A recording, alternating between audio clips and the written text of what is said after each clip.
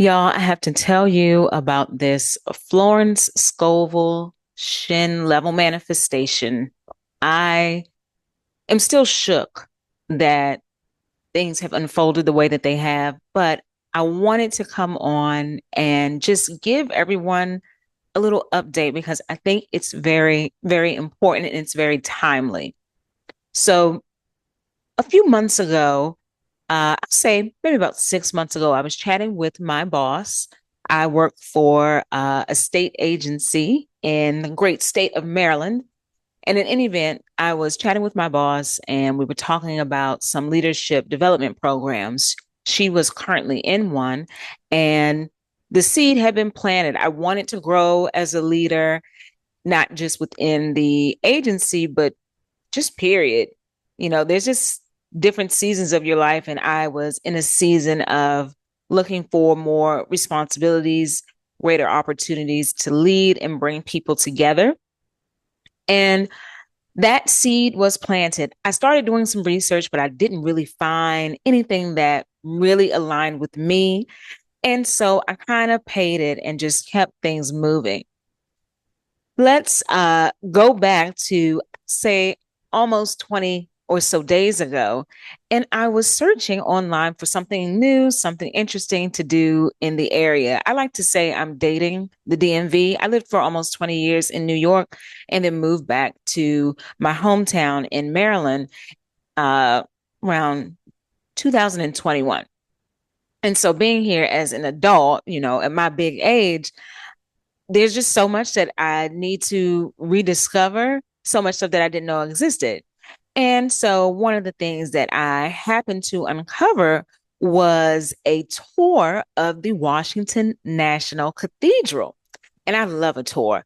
In another life, I know I was an archaeologist. One of my favorite movies is Raiders of the Lost Ark and just all of the Indiana Jones movies. Like I wanted to go in caves and go to far off places and find treasures.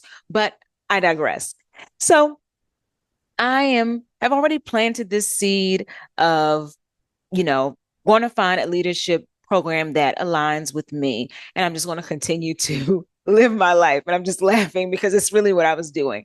And so I am on the Washington National Cathedral website, and they have some really cool tours, one of which you can go up and climb the bell tower. You can see they'll explain all of the grotesques. So those are like the gargoyles that you'll see at the top of cathedrals and such. And I was all into it. And then I just started poking around some more, looking at the events and the concerts and the talks, seeing that they have a college of faith and culture. And that's when I got intrigued. I said, oh, what is this all about? So I'm just going through it, and I see that they have this program accepting applications. And it seemed so very much in line with what it is that I wanted to be doing. I wanted to help people bridge that business world and their spiritual world, because I think that they can and should coexist. And so this program really was speaking to me. So anyway, that night I said, well, I'm just going to apply for it. So I put in my application. The following morning, I got up a bit early because you had to send some supplemental stuff. So I sent in, my headshot, my bio, my resume. And later that same day, I got an email inviting me for an interview. This is reminding me of the Florence Scovel Shinn principle that what you speak and seek is also seeking you. Now, you can take that how you want, because if you're speaking negatively, well, you might be getting negatively. But if you are speaking words of opportunity, words of alignment, words of being in flow, then that too will seek you. And so I had planted this seed with my boss, shout out to Audrey. She put that seed in me, and I watered it, right? I tended to it, but I wasn't finding anything that aligned until I did. And so I applied. And then about a week or so later, I actually had my interview, and it went so well. I love when you meet people and you all can just talk and you are sharing and you are learning. And that's how it felt. And I felt as though I would be in a space where my ideas, my frameworks could be not only challenged but supported and nurtured. And so I just, left it in God's hands, right? Last week I got an email at 4:04 p.m. Can't even see it. Hold on. We had something there. All right. I'm going to try to, be like the fancy YouTubers and put the screenshot up here. But it says, "Dear Sarita, on behalf of the Sacred Spaces team at Washington National Cathedral, we are thrilled to inform you that you have been selected to join the 2025-2026 cohort of Sacred Spaces, Racial Justice and Spirituality in Action. Congratulations! This transformative 9-month program is designed for established leaders like you, rooted in faith, compassion, and a deep commitment to justice. Together, we will work to dismantle systemic racism and foster meaningful change through faith-based action."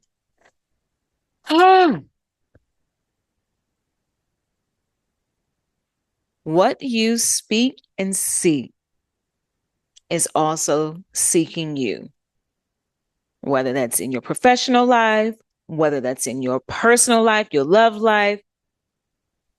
And also, what I'm finding with that is there were so many other, or there have been so many other coincidences that also have confirmed to me that this is exactly where I am supposed to be.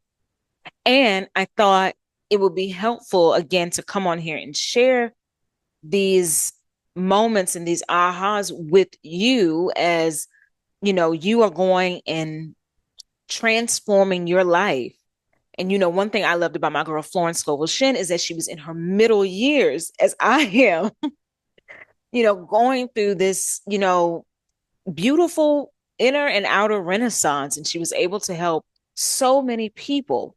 And we have an opportunity with social media, with platforms like this, where we can, share that light in these stories and these strategies, because they do work.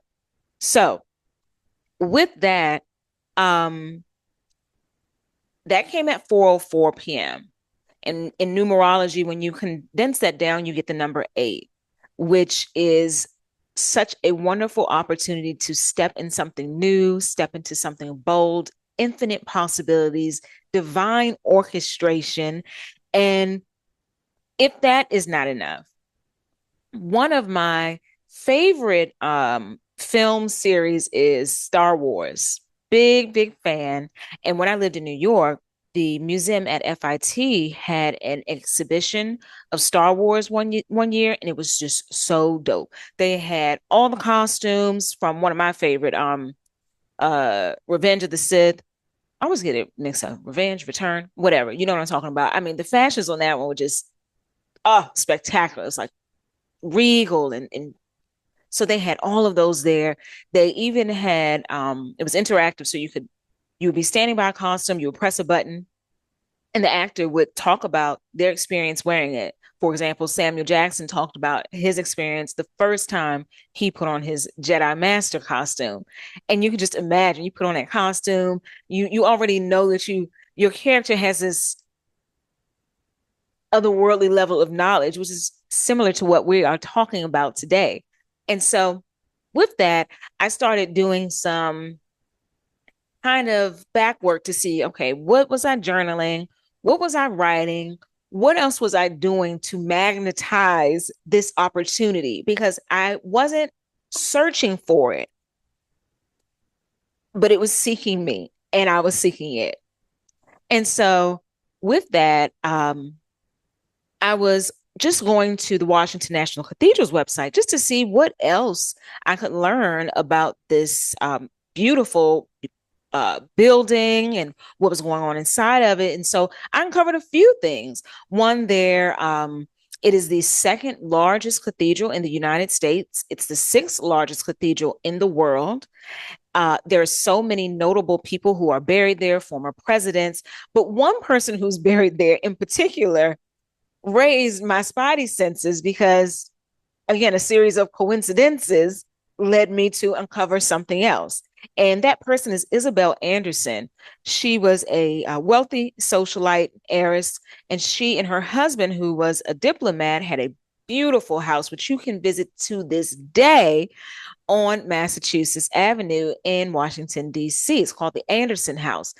And a few weeks before discovering this program at the Washington National Cathedral, I was at the Anderson House because it was Museum Walk weekend in DC. And so most of the museums that you would normally have to pay for, like Phillips Collection and the Anderson House, were free.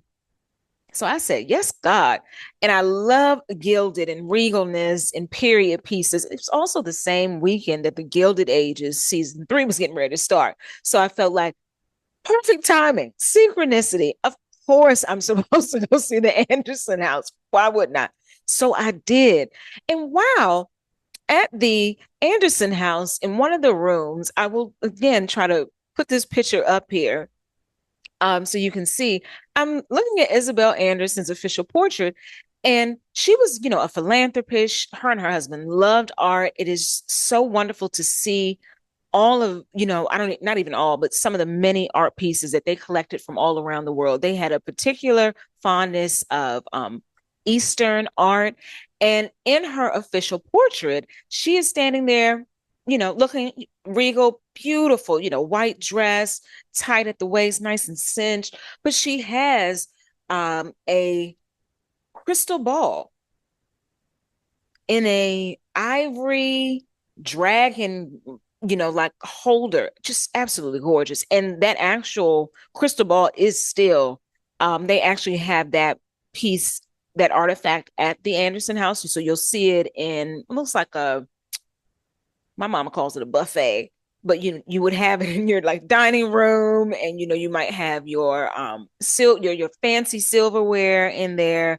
You might also have, they use the one that we had in our house, also had like French doors, but doors that open up like that, but it had glass. And so you could also put, artifacts and little crystals and all those little things that someone in the 1920s in the Gilded Age might have done. And so you can see that actual crystal ball there. But I thought to myself, what a statement to be making in your official portrait in the 1920s. Like, girl, what did you know about, the metaphysical world? And you were so confident to put it in your official portrait. Now, I'm going to tell you that that's a story for another day because I uncovered quite a bit about Miss Isabel Anderson. And if you are interested in hearing that, put a comment below and I will make sure that I work on that video next. In any event, that was one coincidence. I was like, wow, Isabel Anderson and her husband, their ashes are buried in the Washington National Cathedral, where, I will be doing this 9-month program. The number 9. My birthday is in September, 9th month of the year. Program starts in September. The program is 9 months, literally a birthing process that I will be undergoing. Because as a part of this program, I have to pick a piece of policy or an area that I want to, figure out a framework for changing it, through a lens of spirituality. And that is not going to be easy. I already know. People are already, so wound up, and anything that's related to spirituality can just get people a bit rattled. Nevertheless, I'm excited about this. Now, if that wasn't enough, let me round it back up to Star Wars. So I'm already like, okay, I'm on the right path. This is where I'm supposed to be. This is amazing. I can't wait for September. And then icing on the cake. I am back to just wanting to uncover some other stuff about the Washington National Cathedral and just so excited about what I have learned, the library that they have, more about the program and the previous cohort, which was the first cohort. But something that was just so freaking cool was uncovering that in the like 80s, they had this contest for artists or people to submit what they thought would be another idea for a new grotesque. And that's like those gargoyles and things that you see at the top of those cathedrals, which actually serve as protectors. So they are actually protecting, the people inside from any evil, which is what I recently learned as well. But the person who won that contest, their gargoyle was of Darth Vader. And so at the Washington National Cathedral, there sits a Darth Vader gargoyle. Grotesque. Can't make this up. So I just, if you're ever doubtful, I think of, is this the right path? Here's the fork in the road. There might be some subtle clues. There maybe have been something that happened a few weeks, a few months, a year prior that you need to go back and look to. And that's why I do like journaling. And it's something I've done since I was a child, because I can kind of go back and go, well, what was I thinking about? What was I writing? And another thing that I was writing that's on my laptop, I have this sticky note. Both of these are Florence Scovel Shinn, um, you know, what she call them? Treatments. They call them treatments. The first is, I am divinely led. I follow the right fork in the road. The second is, God makes a way where there is no way. And I think, most people, especially if you're Christian, that's one that that you're kind of familiar with. And that's what she did. She took biblical principles, biblical scriptures, and she was able to translate them in a way that was very far and wide reaching and just touched people differently. She was a teacher after other people's hearts. And I just really hope that, today you take this in, come back to this, but use this as a marker to trust your intuition, trust those intuitive hits.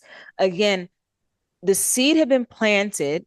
I had started some research, wasn't seeing anything, didn't abandon it, just knew that when the time was right, it was going to happen. In searching for something, fun to do to date the city, I uncovered a program that was perfectly aligned for who I am as a person and what I want to be able to contribute on a larger scale to the world, and using my unique sense of my unique gifts and skills, and being able to get the tools and the resources to help influence some change at a larger level, right? So spiritual principles can absolutely create real world opportunity.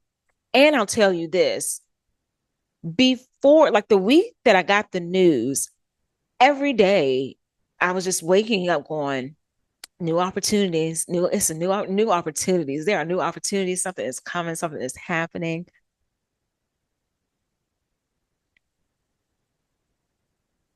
Align your spiritual practice, find your spiritual practice. For me, it is a mix. Sometimes it's journaling, sometimes it's affirmations. I keep affirmations in so many places, at work, in my bathroom, on my desk. So I'm just constantly working to fill myself up with positive, affirming words, challenging myself to see, the good and humanity in others. And that's hard. I'm gonna leave that there. But it's necessary. It's necessary. And I just want to leave you all with that. I wanted to share that journey to actually when that seed was planted, to how it actually manifested using these Florence Scovel Shinn principles. I will link my video. I read all of Florence Scovel Shinn's books, so you don't have to.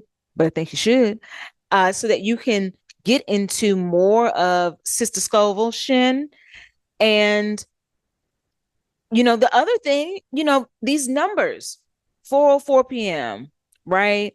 The Darth Vader grotesque, 44 years old, starting in September. I was born in September, 999.